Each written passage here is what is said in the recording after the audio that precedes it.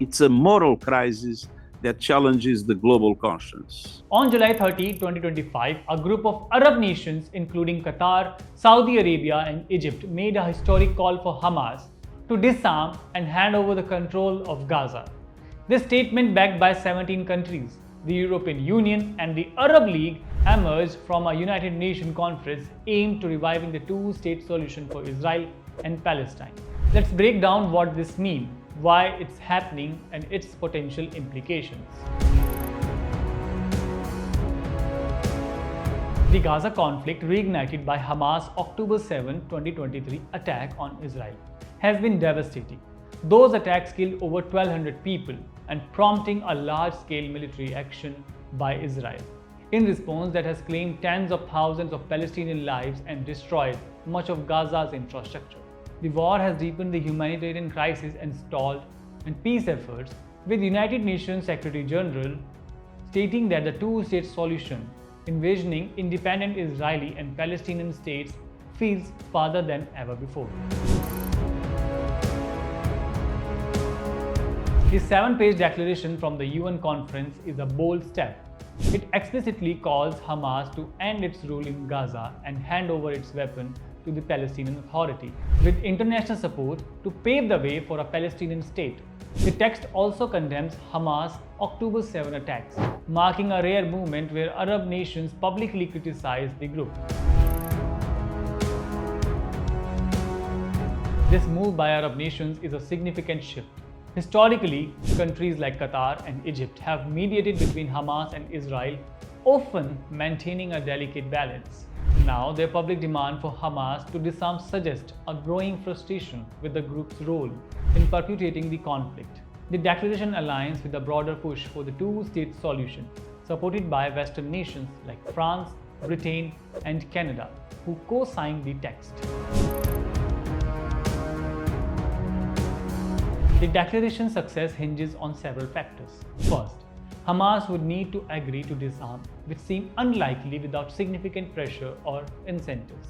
Second, the Palestinian Authority would need to prove that it can govern Gaza effectively, a task it has struggled with in the past.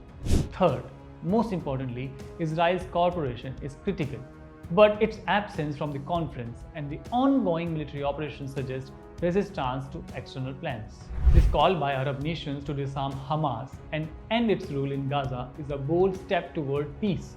It signals a rare alignment between Arab nations and the Western countries, but faces resistance from key players like Israel, the US, and the Hamas itself. Stay tuned for more updates. This side Samaksh Namdev, and you are watching Free Press Journal. Thank you for watching.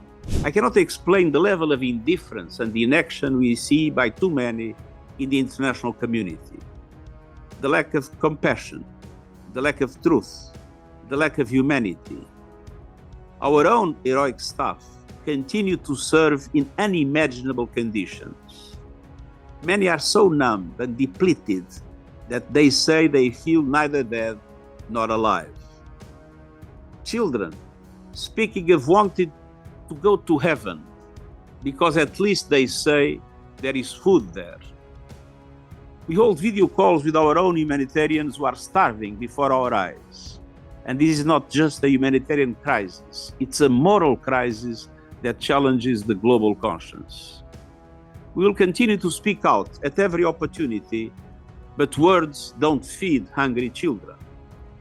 The United Nations stands ready to make the most of a possible ceasefire to dramatically scale up humanitarian operations across the Gaza Strip, as we successfully did during the previous pause in fighting. Our plans are ready and they are finalized. We know what works and we know what does not. Since May 27, United Nations has recorded over 1,000 Palestinians killed trying to access food. Let me repeat, 1,000 people killed not in combat, but in desperation, while the entire population starves. We need action, an immediate and permanent ceasefire, the immediate and unconditional release of all hostages, and the immediate and unimpeded humanitarian access. At the same time, we need urgent, concrete, and irreversible steps towards a two-state solution. Dear friends, we are in a global battle for human dignity, for human rights, for justice, for the multilateral system itself. And Amnesty International is indispensable in that fight.